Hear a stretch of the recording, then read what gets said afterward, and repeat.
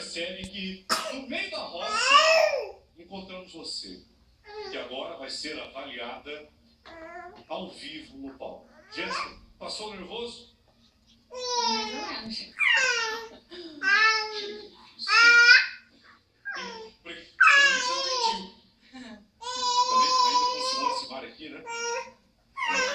Mas ó, tudo vai dar certo. Fica calma, tá bom? Todos nós estamos torcendo muito por você.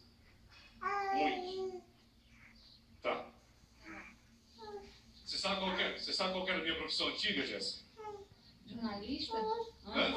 Antes de trabalhar na rádio? Isso, antes da rádio. Antes da rádio, não. Não? Não. Lavava defunto, minha filha. É, trabalhei na ML, era agente funerário. Ai, meu Deus. Um abraço a todos os agentes funerários. E você lá na roça, pegando chuchu, pisou aqui. Tá vendo só como tudo dá certo?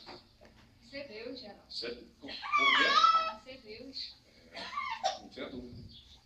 Bem, quero ver como você ficou. Está ainda sem maquiagem, com maquiagem, toda preparada ainda por esses grandes profissionais, pelo Caio Lanza e pelo Valtinho Leal.